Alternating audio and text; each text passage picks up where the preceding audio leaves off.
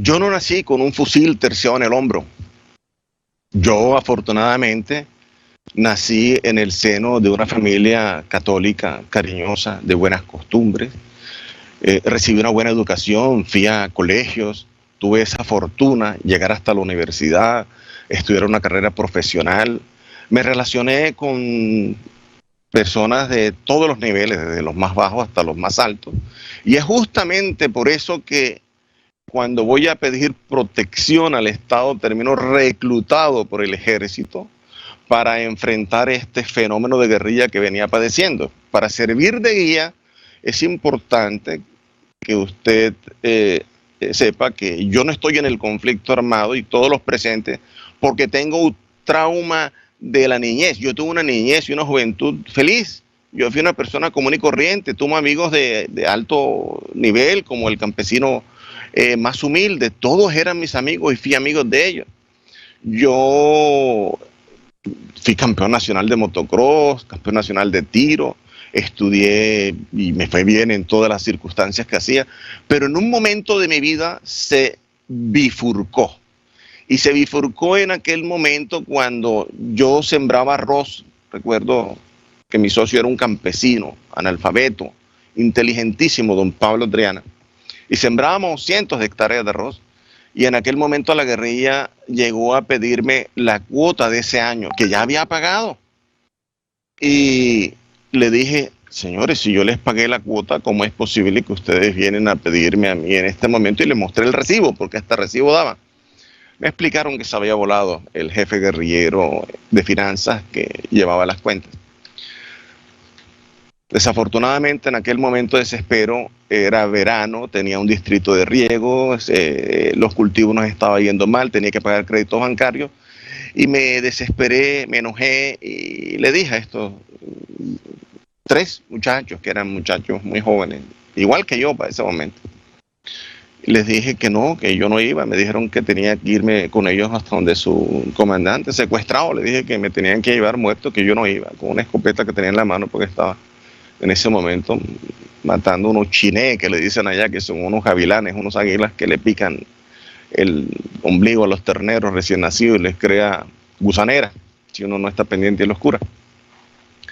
Así que eso sucedió y mandé, cuando se fueron de la finca, no me llevaron afortunadamente, porque vieron mi determinación y mandé a alguien que lo siguiera.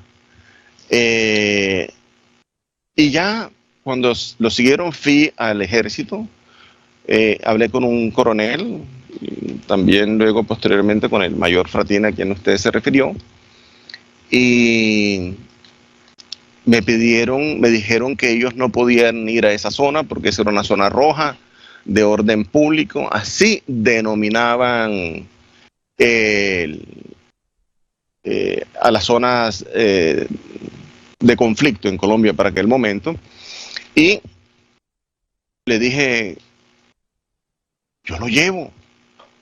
Si usted lo que necesita es un guía, pues entonces, y no van a ir porque es una zona de orden público, no tiene quien lo guíe, y me está pidiendo, porque me pide él, que si no hay un guía, él no puede ir, y que es una zona difícil, y que si yo no voy, él no manda a sus hombres. Yo le dije, yo lo llevo. Y me fui con ellos, y ese fue el primer rol que cumplí. Anteriormente tenía un rol de informante, asistía a las reuniones, por supuesto, a ese mecanismo que creó el ejército, que creó también la policía, y el DAS rural también lo creó, y dábamos informaciones porque nos citaban a los ganaderos, a los empresarios, a los agricultores, y ese primer rol de informante lo cumplí de la mano de las instituciones del Estado. Ahora, el segundo rol ya como guía surge de la desesperación, de la necesidad de enfrentarme a unas personas que vienen a pedirme dinero cuando no tenía dinero para pagarle y cuando ya les había pagado la cuota de ese año. Yo qué culpa tengo que se hayan retirado, se haya volado el comandante de la guerrilla que le pagué. Bueno, entonces empieza mi rol como guía. Voy, los guío, dan de baja a estos guerrilleros en una escuela que se llama Santa Fe, un pueblito que queda a mano derecha yendo entre Montería y Tierra Alta. Y en ese momento cumplí ese rol de guía. Después de cumplir ese rol de guía, al día siguiente me dice el coronel, se subió, y el mayor Fratini, se subió en el lomo del tigre. Si se baja del tigre, se lo come el tigre, hay que enfrentar a la guerrilla o tiene que irse del país que lo van a matar o para otra región donde nadie lo conozca. Eso sucedió. Perdón un segundo. Y entonces me pidieron el favor, el coronel, el mayor Fratini, que si yo les podía servir, vieron mi determinación, veían la capacidad que tenía. Desafortunadamente, el pecado mío fue haber nacido en una familia y haberme casado con una mujer que era de una familia que teníamos ciertas comodidades o facilidades económicas. Eso me convirtió en objetivo de la guerrilla.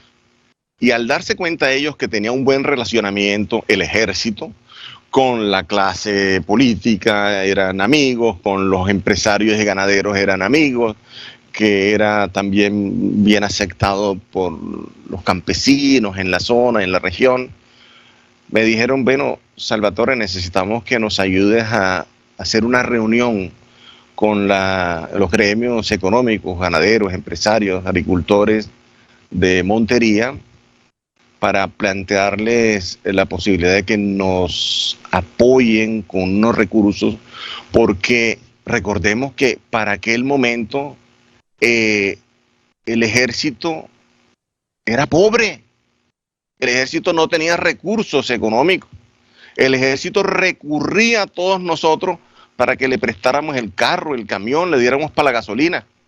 Y entonces fuimos a una reunión, recuerdo yo, con Fratini, a un restaurante que se llamaba Los Ranchos, que queda ahí al lado del Club de Tiro. Bueno, no sé si el Club de Tiro existirá ya o no, pero eso queda en el kilómetro 5, yendo de Montería para Planeta Rica. Y ahí en ese lugar nos reunimos. Entonces el mayor Fratini les dijo que era importante que creáramos redes de cooperación, de informantes, y que era muy importante que le diéramos la información precisa y exacta de quiénes eran milicianos los que le llevaban la boleta de la guerrilla para extorsionar. Y alguien se levantó y dijo, no recuerdo quién, dijo, pero si es que nosotros estamos cansados de darle información a ustedes y no hacen nada. Y además, a lo que ustedes capturan, más demoran ponerlos presos que salir de la cárcel.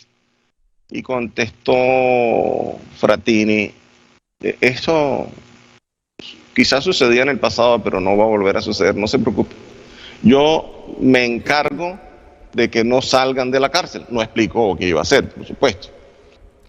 Y pidió entonces que creáramos una red de comunicaciones, que había que comprar radios para las fincas, radios base. En aquel momento no existía celular, es importante para aquellos que son jóvenes y hoy nos están escuchando. Para aquel momento no existía celular, la manera de comunicarse con la finca era a través de radioteléfono. Y a mí se me pide entonces que monte una repetidora que enlazara una frecuencia de radio de 2 metros para que pudiésemos enlazar a todas las fincas de la región con la base militar de Tierra Alta y la Brigada 11 en Montería. Se subdivide el departamento en pequeñas regiones y se pone al frente y la responsabilidad de brindarle información al ejército a diferentes personas